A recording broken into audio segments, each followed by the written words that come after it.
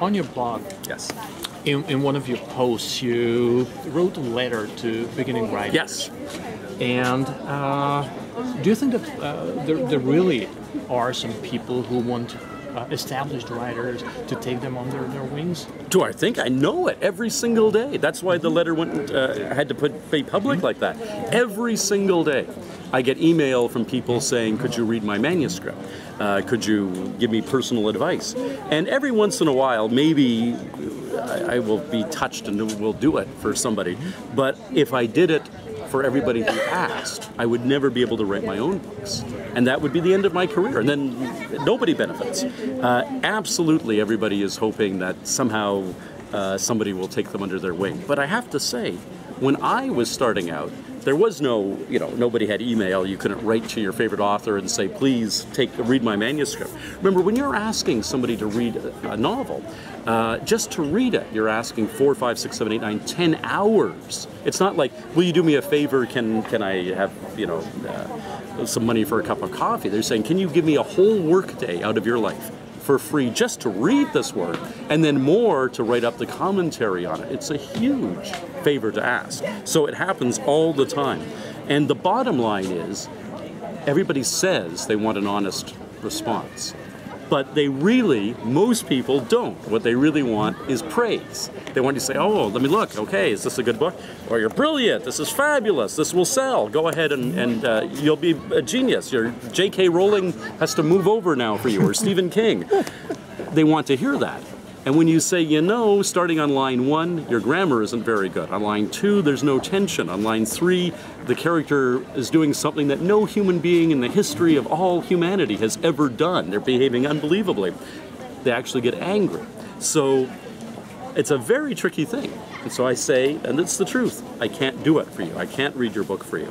But I do try to provide lots of advice. There's not just that blog post on my website at sfwriter.com, but lots and lots of articles about how to write, technique, how to do crafted opening sentence, how to devise characters, how to do dialogue. I try to share as much as I can, but I have to do it by broadcasting it. I can't do it on a one-to-one mentoring basis.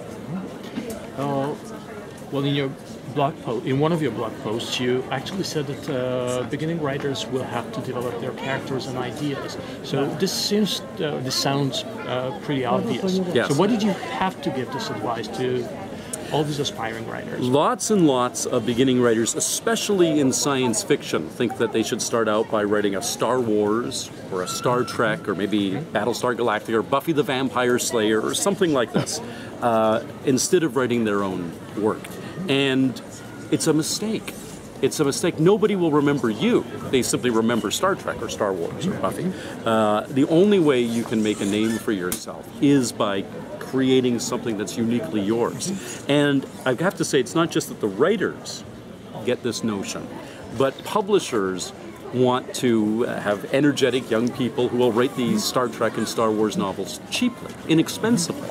They use up these young writers. They get them to devote their energies and work as hard as they can and burn them out. Rarely, if ever, do you see somebody who starts doing that kind of work graduating to having a significant following for their own work. It almost never happens.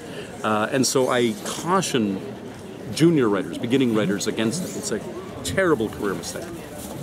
What do you think of college education? Because there are creative writing courses in American universities. I don't know anything about Canada. In Canada too.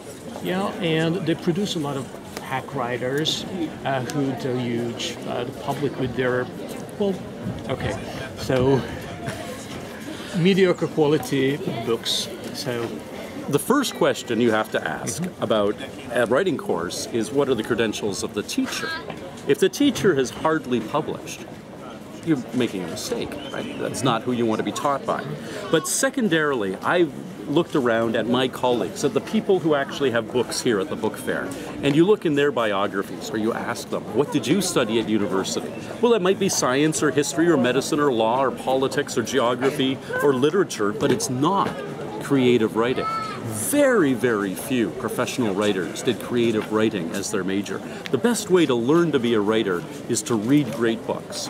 Read as many of them as you can, and often read them a second time. You read the first time, you go, oh, well, that's exciting, and then the second time, how did they accomplish that? You can see the way it was put together. You can do that for yourself. You don't have to sit in a lecture hall and have some guy who published a book of poetry in 500 copies telling you the things you can teach yourself. So I say this as somebody who has taught creative writing at major Canadian universities, including the University of Toronto, the largest in Canada. I have taught it.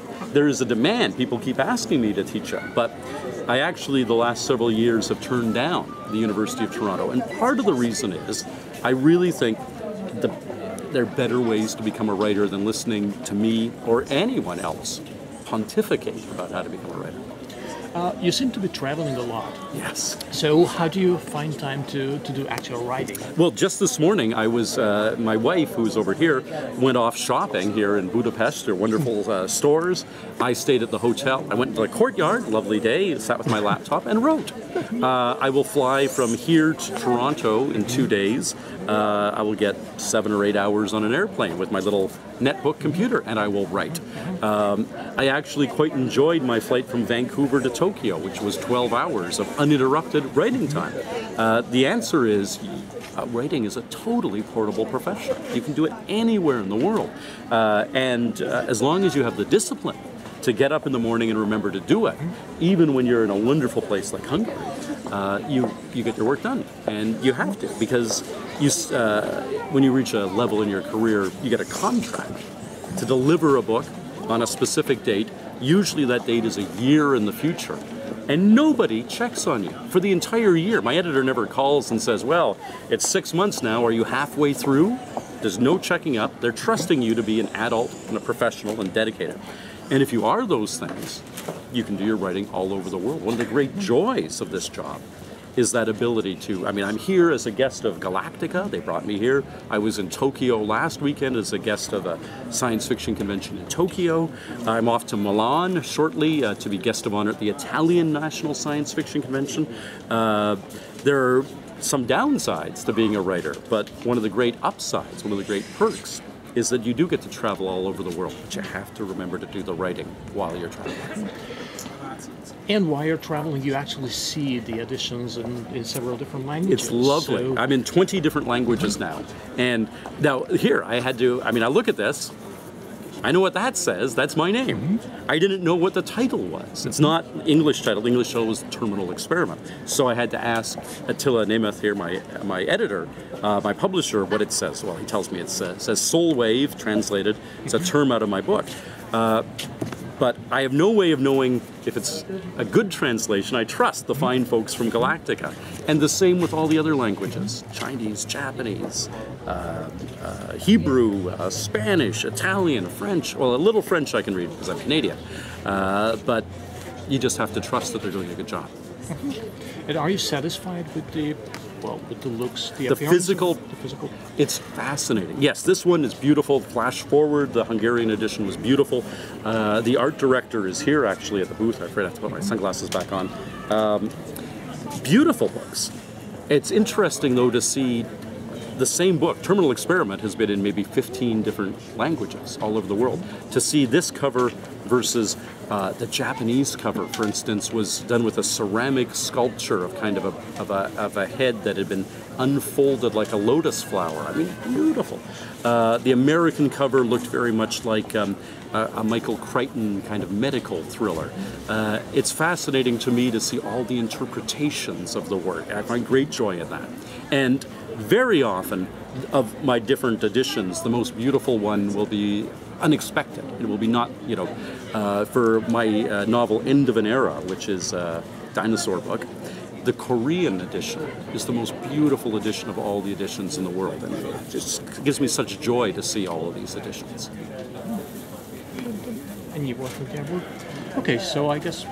You have what you need? So, yeah. So thank you very much. My pleasure. Thank you. Thank you. You got what you needed? All right. Good.